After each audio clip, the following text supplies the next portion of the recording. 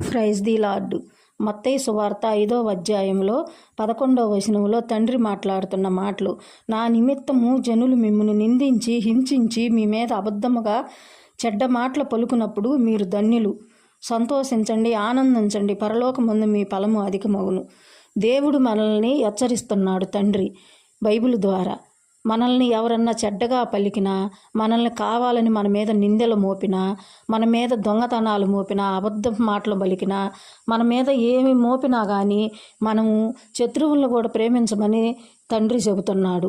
ఈ చెంప కొడితే ఈ చెంప చూపించమన్నాడు.